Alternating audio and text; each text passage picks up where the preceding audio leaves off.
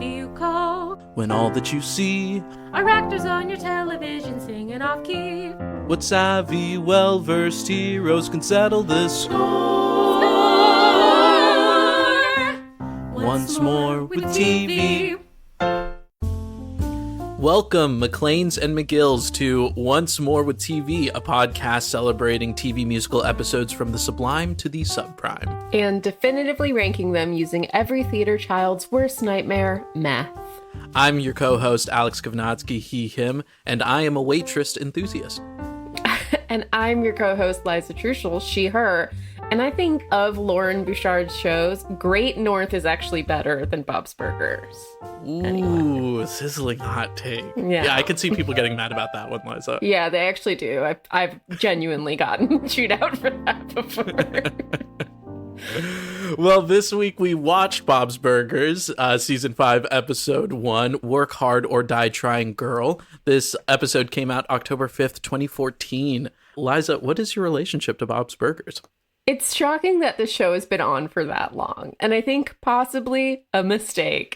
This is like, we're now on like season, 13 or 14 of Bob's Burgers. Mm-hmm. At the time this episode came out, I was a really avid watcher. I've seen loads of this show. It used to be a big comfort show for me. I've also seen the movie, which I think is really great. I do find it very charming and very fun. I will say I was put off from it for a long time because it's sort of the way that people have no chins kind of freaks me out in this animation. I have since gotten past it, but that was a huge hurdle when I started watching this show. And like I mentioned at the top, Lauren Bouchard has a second show, The Great North, which is really fantastic and I highly recommend. Obviously, same executive producers, same animation style. But to me, the reason I say that I like it more is to me it fixes a lot of what I grew tired of with Bob's Burgers, which is firstly that the kids are sort of like a little two-dimensional, not just in the animated way.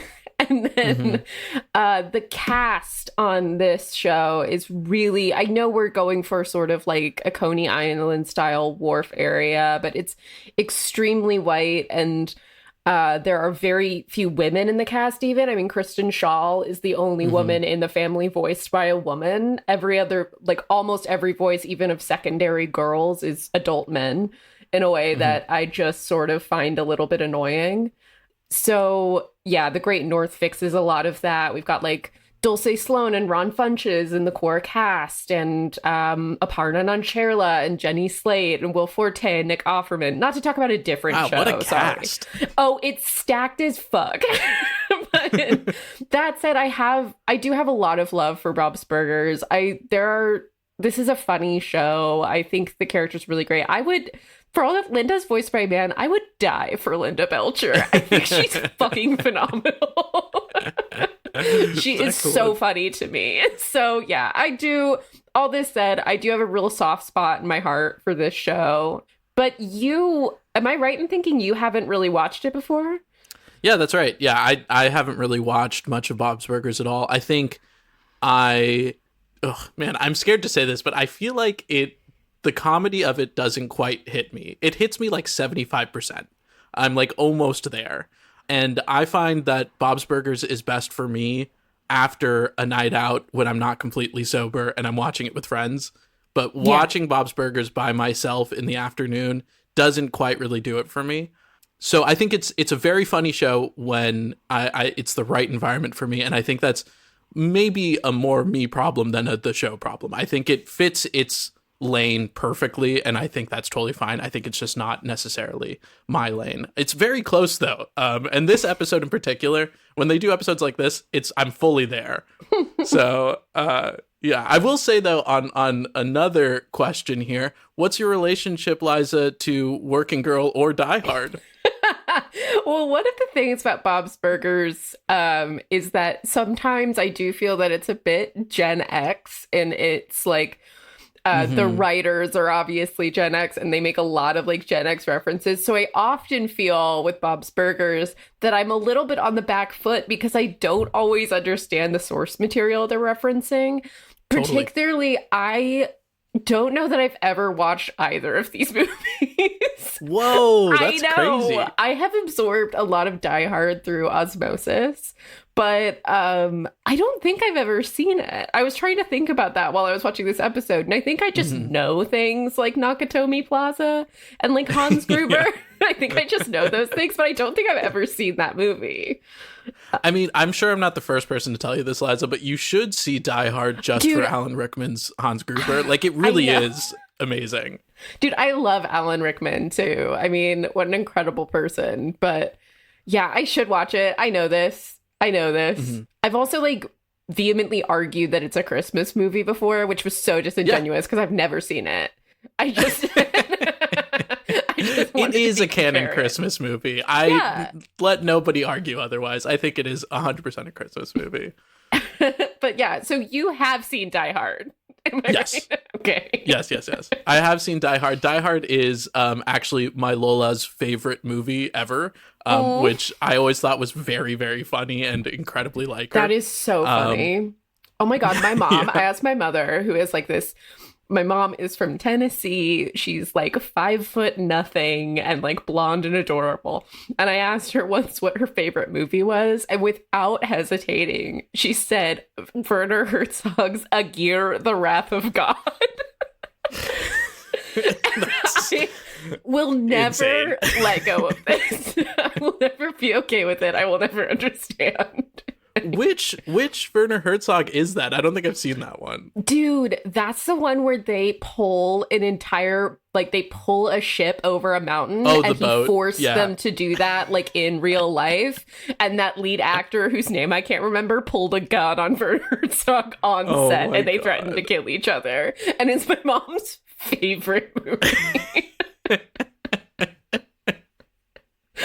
Anyway. That's actually crazy. Crazy. It's so crazy. Well, to kind of somehow circle us back into the conversation of Bob's Sorry, Burgers. I'm feeling tangential this afternoon. That's fine. I think this show feels very tangential. They go off in different directions constantly. That's true. I couldn't find much on this episode. It was actually kind of hard to scrub through and even find out who like did the music for most of this. And it ends up being Lauren Bouchard and Nora Smith and that kind of team. But one fun fact I did stumble into is that this is one of, I think maybe the first episode to not show the restaurant or their home at all. Oh, wow. So it's also one of the very few episodes to not have a burger pun in like the background of a shot. Yeah. Wow. That's actually fascinating. That's totally right. But this episode, to give a quick synopsis, Gene tries to make one of his dreams a reality when he gets the opportunity to make a musical version of Die Hard at the Wagstaff Fall Festival. Pretty succinct and pretty much it. Yeah. I mean, I think what it leaves out is Gene's ex-girlfriend, Courtney, played by David Wayne. Her dad, John Michael Higgins, who I am always happy to hear and or see, an absolutely hysterical person, has written Working Girl, the musical. And so these musicals go up in a dueling fashion, competing musicals going up at the same time. And of course, we have to resolve this by writing a new musical, which is called Work Hard or Die Trying Girl. Where we the title alone is very good. Yeah. I really, really love the title of this episode.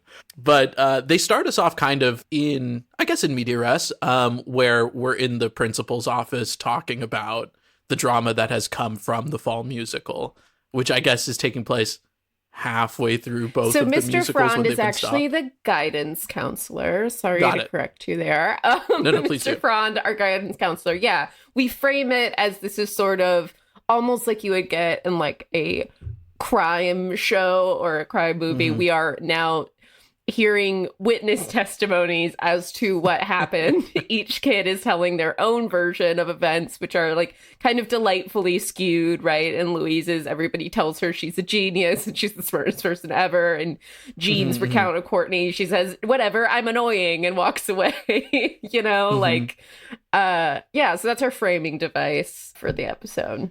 And I've kind of come to realize that really there's like two genres of musical TV episodes. There is the show that is happening in the episode, and there is the episode that feels like a musical is happening in the episode to the characters.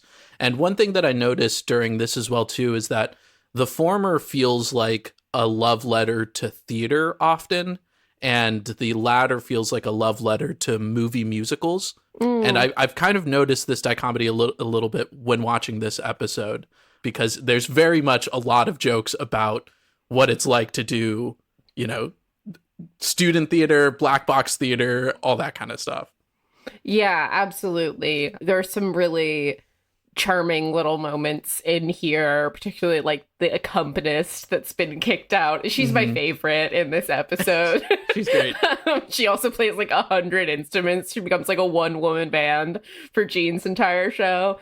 They do a really nice touch of every time she's doing whenever we cut to the Die Hard musical, it really sounds like one person is playing the instruments at the same time. Like you hear piano and just like a cymbal hit on every downbeat or something like that, which just sounds like somebody is just like clever arrangement. Like it's genuinely pretty funny. Yeah, but anyway, so Jean's passion project is this Die Hard musical. Jean writes music in a lot of episodes of the show. I should also mention, like, there's often songs in this show. I think the movie is a musical, if I remember correctly, like a proper one. Okay. So, and that's also true of the Great North. Like, they just love inserting music into this show, and often, I mean, 100% of the time, actually, the credits are over a little song inspired by what happened in the episode. So cool. This show is not like new to that space. And in this particular show, Gene is often the person writing the songs. He's always carrying his little keyboard. He's really interested in music, but it's also like his keyboard is constantly making like fart noises at different pitches, like, you know, of stuff course. like that. Yeah, sure. So Gene gets the opportunity to put up his show, Die Hard the Musical, as the fall production because the teacher says she can't do Grease again. She just can't do it. So she accepts children's submissions. Yes. As someone who did do Grease in high school, I can deeply relate to like the same musicals getting shuffled in schools constantly. I feel like I went to and was in so many productions of Once Upon a Mattress that I know that show from front to back.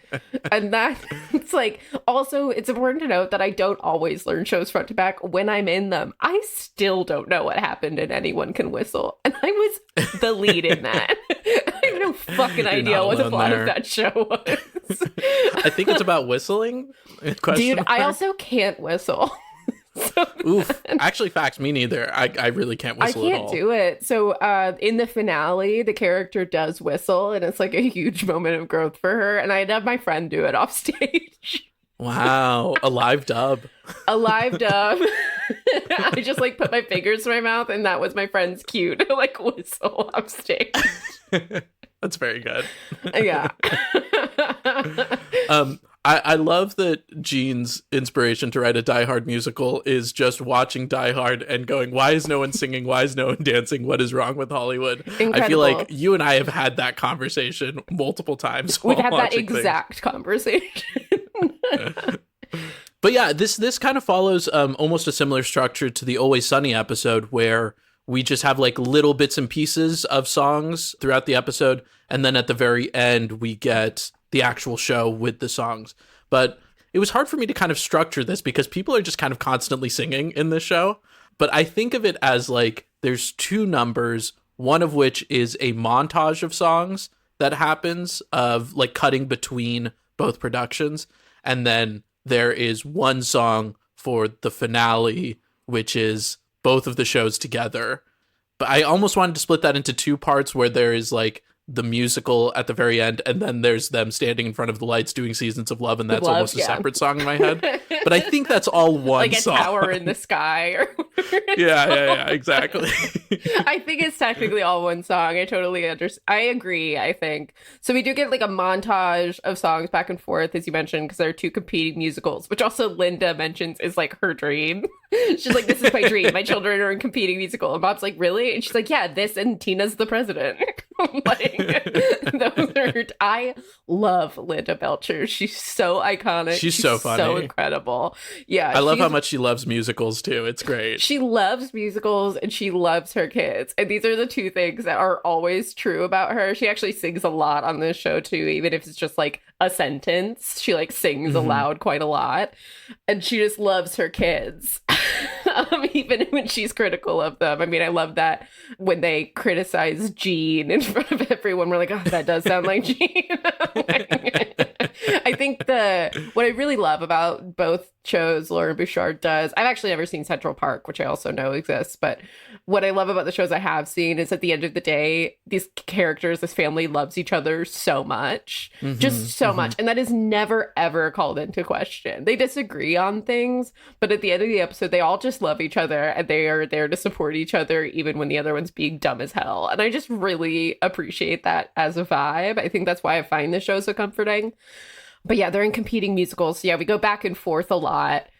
Gene also, we should mention, ends up playing all of the roles in his show. He makes Die Hard a one-man show because he tries to direct his friends in it, but is so demanding and awful as a director that he decides to fire the ball and play all the parts. So Totally.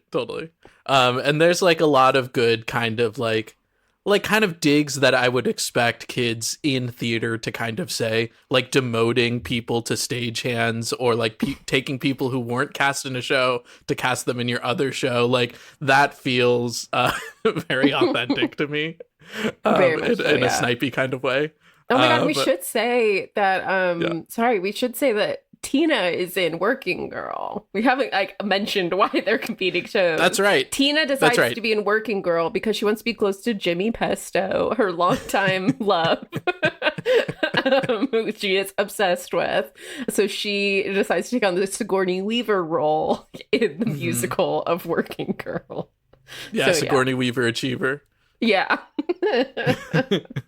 I love that they set up that Working Girl is like the Broadway polished musical and Die Hard is the gritty guerrilla like protest musical. Protest musical is what he calls it.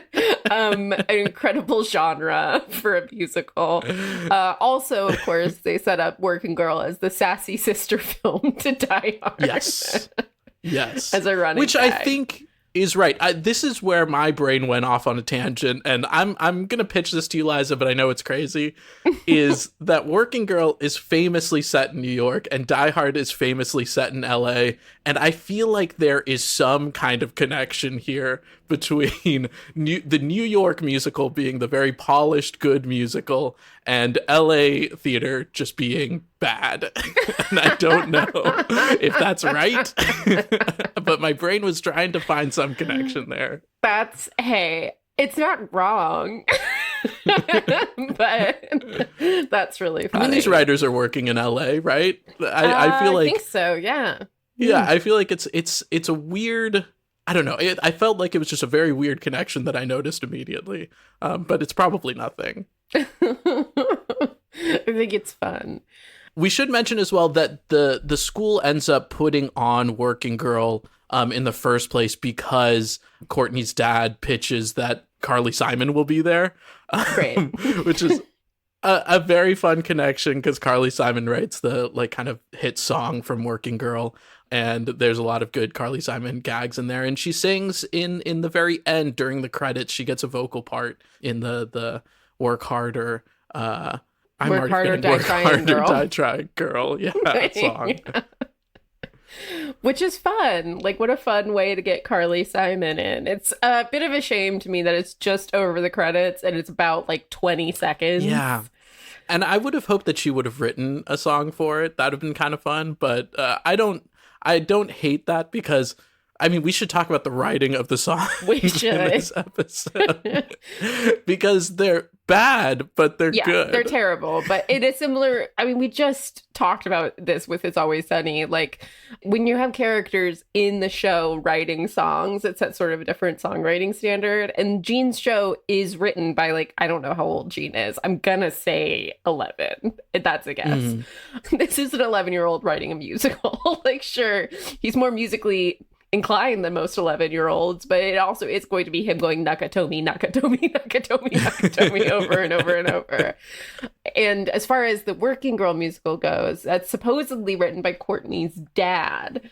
But the lyrics in that are like, businessman with a business plan needs a businesswoman with business hands. Like, this is like, we're still in this universe of like extremely simple lyricism, really easy melody lines, or like simple melody lines, I should say. I do really love that the Working Girl musical, everybody is saying, is more polished, and it very much isn't in my head. Like, it's like got better sets, like, is really it's what got is way going better on. sets, but also I just love that they're all employing kind of like the same like cardboard cutouts of things with people behind them running across the stage. I just thought that was kind of charming. Totally. But the musical quality between Working Girl and Die Hard is very similar. I like wouldn't even say that Working Girl is necessarily better, just because the Die Hard musical has Hans Gruber and I'm Gruben, and that is Hans Gruber and I'm Gruben is really strong. That's a very strong joke. Where it comes down for me musically, it's interesting because I really like and appreciate the take of like, we're not going to make these songs especially good. They're going to be silly, and they're going to be like not challenging and very realistic that people in this universe wrote these songs. But at the same time, it does leave me wanting more. Like, it doesn't tickle my brain in the same way, and the music doesn't stay in my head the same way as, you know, something like an Always Sunny. So I do end up being like a little bit disappointed, but I understand why it is the way it is. Totally. I mean, I'm underwhelmed, but I know why, you know? Yes.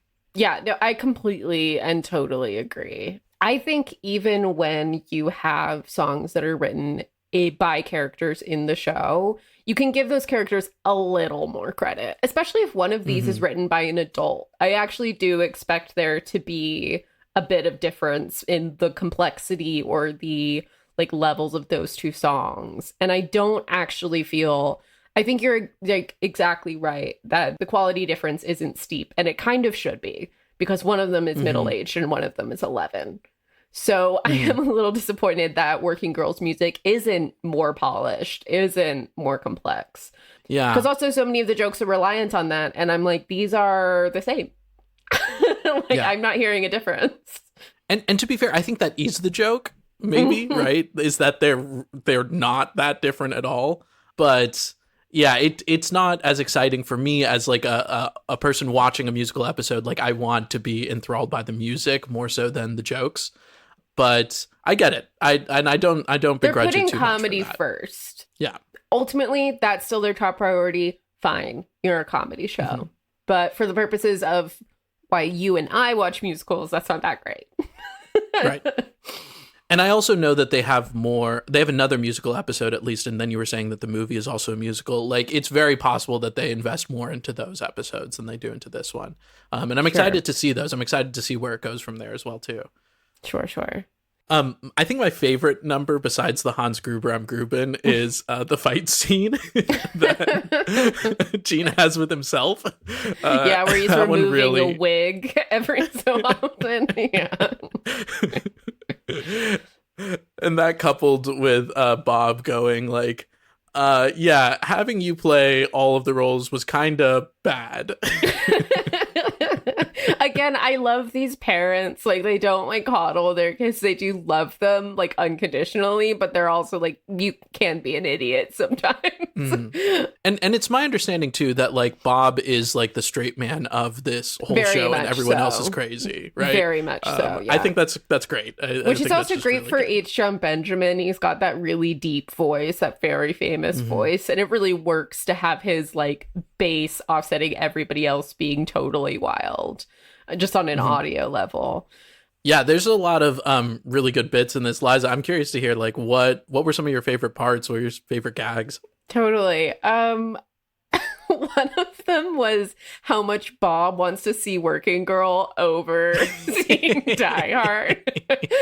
Because as he explains, and so you're this? Yeah. So he explains to Louise, like, Working Girl is the movie that inspired me to be whoever I wanted to be. And Louise just goes, and you're this? And It's like a brutal takedown from a child. It's very good. And I always love a brutal takedown from a child. Mm-hmm. Yeah, that was probably one of my favorite bits. The other one was that when Gene decides he's looking for actors, he's like, I'm looking for actors. And then he asks Louise, do you know Sir Ian McKellen? She goes, no. He's like, crap. I meant to look this up. Has Sir Ian McKellen done a musical? I know he does a lot of plays. Wow, that's a really good question. I don't know. I don't know off the top of my head. I'm sure he has done one at one point. He must have, right? I mean, like, even he's just done like 100 Shakespeare's, and in the UK, they always like actually end those with a song. So that's 100% true. God, I love Ian McKellen. Now I'm just looking at pictures of Ian McKellen. That's not helpful to our show.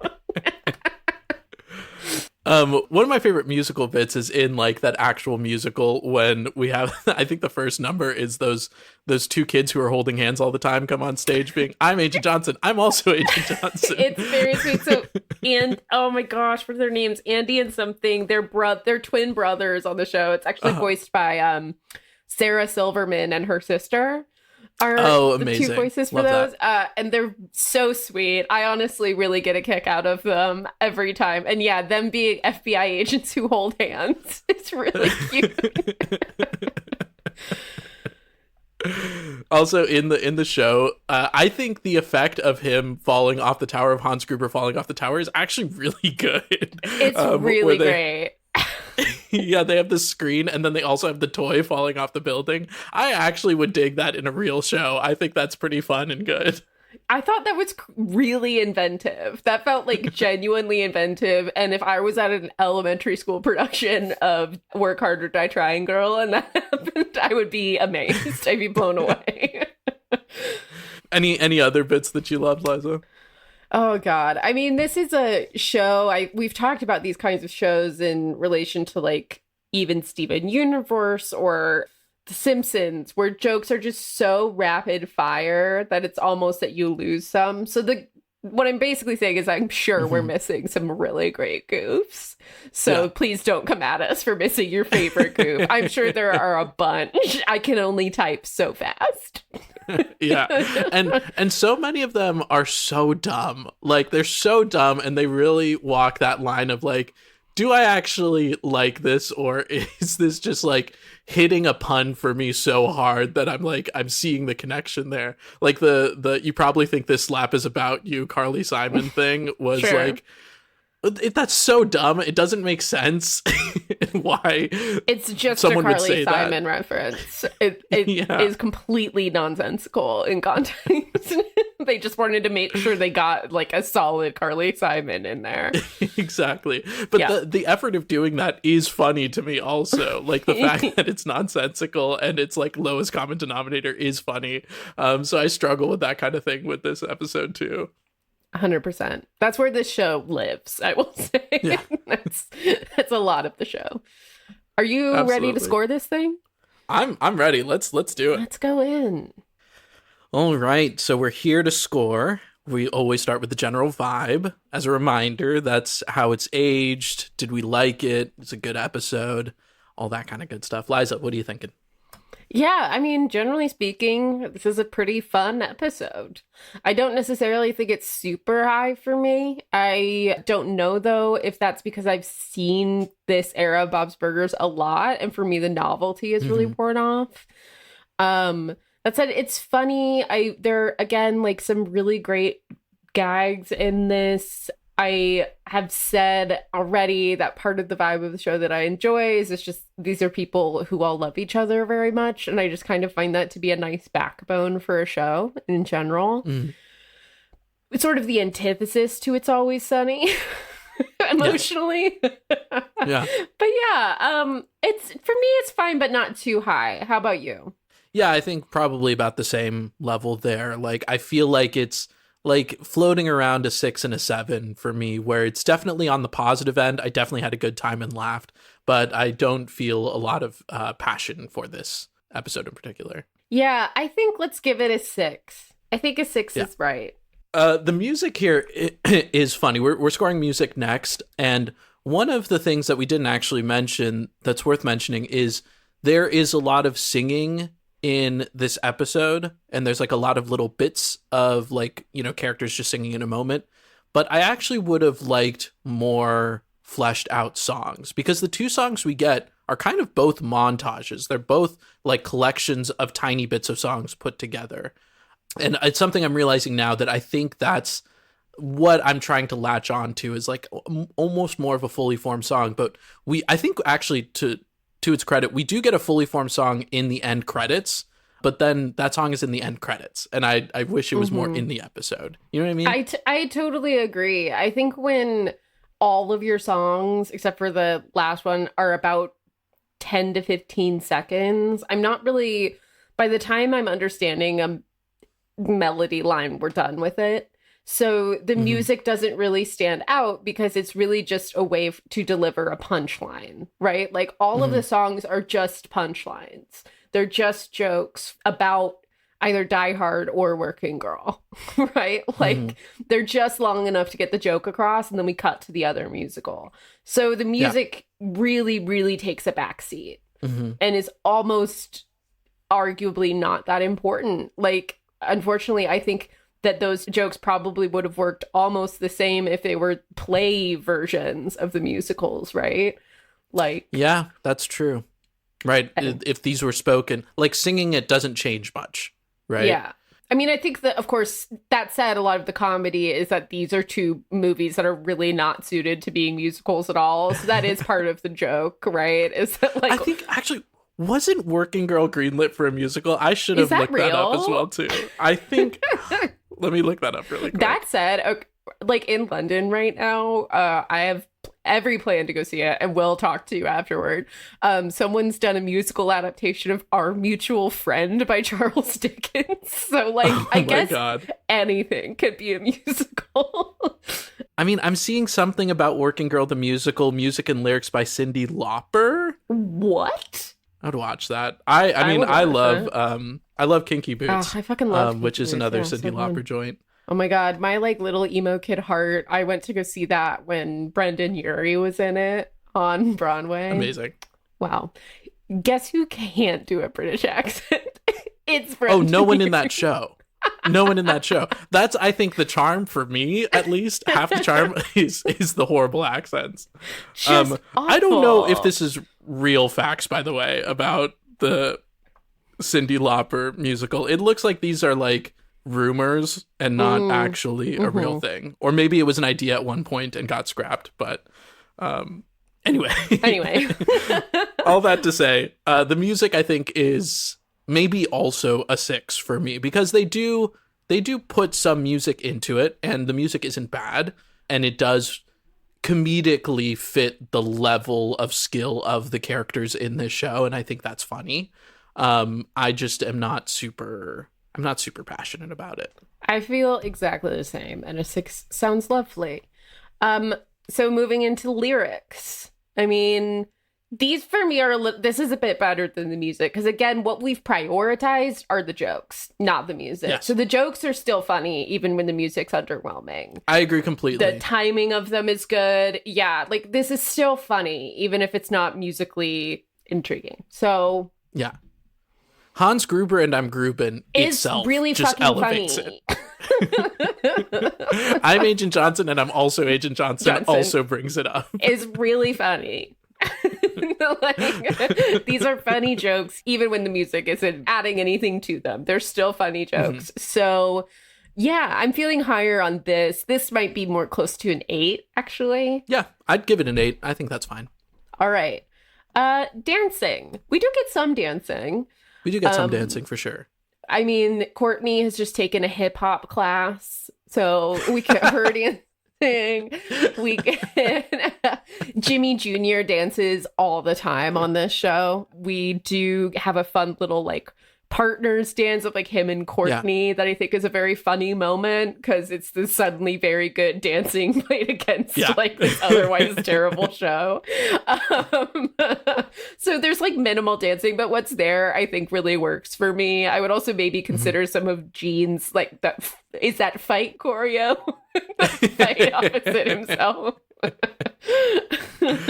I like the one dancing. This is a very small moment, but I love the dancing bit in Louise is recounting the story, and they start going, "Louise is the best. Louise is the best," and they have a little spin circle, and she's like looking up. That tiny moment really did a lot for me. I think the only thing I'm missing is a big group dance number. Yeah, we love a big group dance number, and there's not really that. Yeah, I think that's what I'm missing too. So. Yeah, what's there is fine, but it's certainly not doing much. So I kind of lean towards like a 5 or a 6 here. I think a 6 is fair. I think a 6 is good. 6s across the board. All right. Performance. Acting performance, I think, on this show is pretty solid. They're all professional voice actors. So usually that standard's pretty high. Yeah. I'm going to go ahead and be a hypocrite in this moment and retract a lot of what I've said on this show and made public about my opinions. We have often said that acting is more important than your ability to sing a melody line. And I do believe that.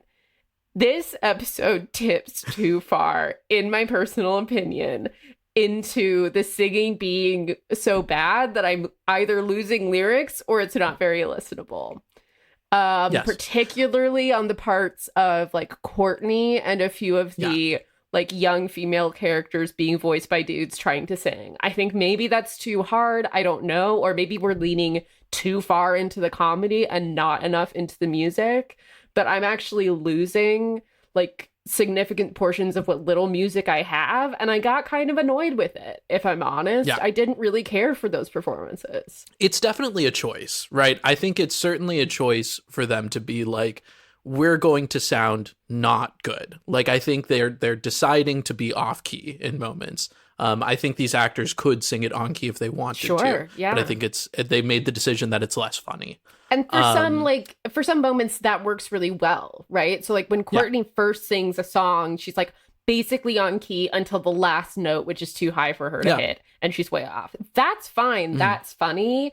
But for me, like that continuing into we're putting on the show and everybody's off key, maybe that's honest for children.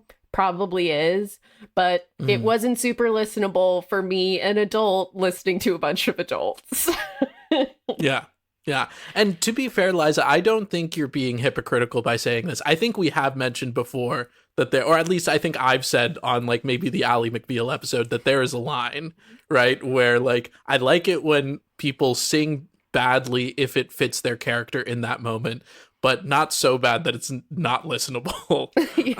And I don't think this is unlistenable, but I think it's just on the other side of the line of like, yeah, I'm never going to go back and listen to this because I'm not going to get a lot of joy out of listening to this off key. All that being said, I don't think the performance is bad by any means. I think this is just a choice that they made, but it's not going to be my favorite performance. Yeah, sure. For me, this is sitting like right at a 5, where all of my like line reading notes are high and all of my singing notes are low. Okay. Yeah. I think a 5 is fair. I think that makes a lot of sense. Okay, great. Writing is up next. Basic pacing, structure, dialogue. What's our script quality like? I think it's pretty strong. I thought this episode was really funny. I like the premise of a Die Hard musical and a working girl musical fighting against each other. Like, that is a very funny premise, and I can buy into that. And the jokes are constant. It like really is a mile a minute with just all of the jokes all at once. And it's pretty tight too. I think I don't actually have a lot of things I don't like about the script. What about you, Liza? Yeah, I think it's pretty good. I think the framing device of the different kids narrating their own is clever. It's something that Bob's Burgers does a bit. Like there are often episodes that are like sections are narrated by each child, which I think is kind of fun. I think it's pretty effective. The pacing of it's pretty good. I also like, to your credit, what you were saying before is that like this show as a whole kind of always leans towards wholesomeness and earnestness. And I do like that the resolution here is like, no, let's all come together and put a show together. Like, it's cheesy, but it works for this show a lot. It gives you the warm fuzzies. And I think that's nice that they're able to get their ethos across in this episode as well. Totally. So yeah, this is like relatively high. It's not stellar. Again, there are some jokes that don't like quite land, but we do move on from them so quickly that you're never forced to sit with a bad joke for long, which I appreciate. It's very similar to The Simpsons in that way, honestly. So yeah, I'm thinking, an 8 or a 9. Yeah, I think should we give it the classic 8.5 writing score? I love an 8.5 writing score. All right. Direction. So, yeah, I mean, I think the direction on this is actually pretty strong for what it is. Yep. I mean, you mentioned that like top-down shot that we get of Louise's point of view. I think the choices made for the like sets and stuff on the shows are really great. I actually think they're like kind of one of my favorite goofs of the episode is just like these cardboard cutouts we've made of like the Staten Island ferry. Like that's never not going to be funny.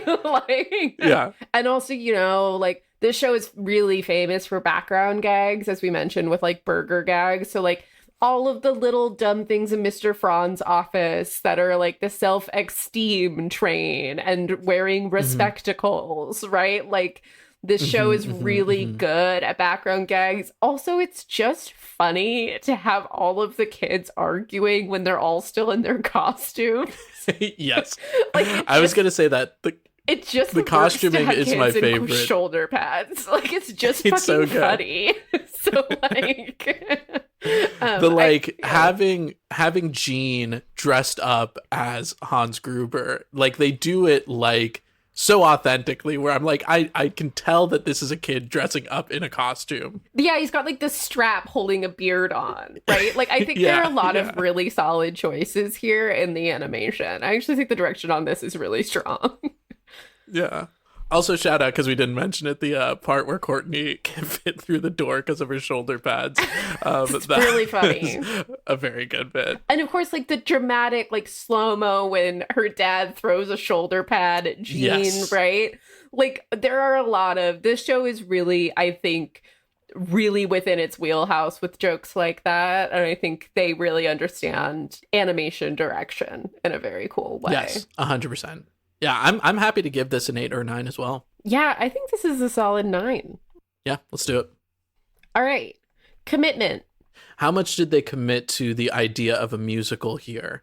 We've said it before that I think their god in all of this is comedy, right? And they're committing to comedy more than anything else. Sure. But I think that being said, I think they do have a whole bunch of songs that they write for this. I wish they committed to like one more song that was just its own song. But I think the commitment's there. I don't know if it's incredibly high commitment is what I would say. Yeah, I mean, I agree. We talked earlier, and we've seen in doing this show now for a while, we've seen that some shows exist more in the show within a show format of a musical. We try not to knock too hard because it's often the only way you can do a musical on certain shows. I don't think that's actually true of Bob's Burgers, as they've proven with other episodes. They can do genuine musicals. But in universe, this episode completely revolves around the production of these musicals. That is plot A, B, and C of this episode are all musical related. So I do think it gets credit for that. It does not get credit much for writing much music, right? Like, I think we're sort of committed to the idea of the comedy surrounding musical theater rather than musical theater. So, yeah, it's there. It's not exactly where you and I would like it to be. I think this is like closer to a 7.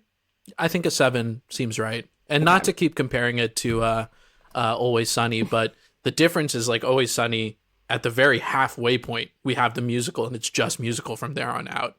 This musical doesn't happen until like 75% of the way into the episode. And all of the songs are about 15 seconds long, whereas in Always Sunny, they're not full songs, but you do get like much more of a sense of like, this is what a verse sounds like, and this is what the chorus sounds like for that song. And in this, I'm getting, again, like a couple lines of each one. So yeah. All right, stakes. Always an interesting category for us, and it's harder with these animated shows that return to 0.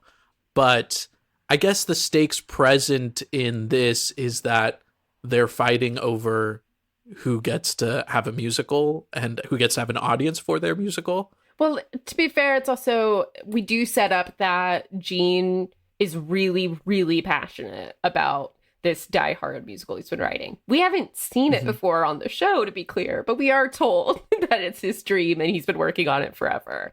So the stakes do seem high for Gene specifically. They don't seem that high for anyone else, to be honest, except maybe potentially Courtney's dad. Well, Gene and Courtney, I feel like, are kind of reigniting something a little bit towards the end of the episode as well, too. They do kiss. There is very little in this show that, of course, like, this is an animated sitcom. There's almost always a return to zero. There's very little that's carried over. One of the things that is occasionally carried over is these kids' like crushes and relationships. So, you know, there has been an episode, and they mention it, where Gene and Courtney dated. I think it was only for one episode. And then now, of course, like she's still got a crush on him. That's a running gag. They do kiss in this episode. So it's not zero stakes. It's not particularly high, though. I mean, we'll go half a season before we even bring that up again. You know? Yeah. They made this their season 5 opener. They did. And we've had a couple of episodes that are finales of seasons. I think this is our first one where it's the first episode of a season. I think that's true. So that counts for something as well, too. Totally. Yeah, for me, the stakes here aren't nothing, but they aren't particularly high. I don't think at any point you really feel the tension, even of like, which show did the parents go to? So like, oh, we'll just split up, right? Yeah, that's right. Part of this show's return to zero is, again, that very earnest thing where you just know that everybody's going to love each other at the end of the episode. And sometimes that does sort of take away from the stakes a little bit, which isn't necessarily a bad thing for this show. It's not great for our scoring metric, but those are different things. That's right. I'm feeling maybe like a 4 or 5. Yeah. I'd say let's put it right down at a 4.5. Sounds good. Okay. So our last category, personal ranking. Is there anything you need to get off your chest before we go for this? I will get this off my chest. I am getting inside my own head a little bit just because you have told me that there is a direct correlation between our personal ranking and the actual score it ends up getting. And now I know too much. I'm so sorry. I think it's correlation, not causation. Does that help you? No, it absolutely is correlation, not causation. But now that I'm thinking about my personal ranking score, I'm worried I'm creating causation. If there's anyone that's actually possibly causation instead of correlation, it would be commitment. Because our top 5 all have 10s in commitment, which I think is fascinating. I think that's the one, that's actually the thing we care about the most. But that makes sense, right? Yeah. I mean, if we're thinking about what is the best musical episode, the episodes that commit the most to a musical episode should be in the top. Yeah. That I think makes a lot of sense. No, I think it makes a lot of sense. But anyway.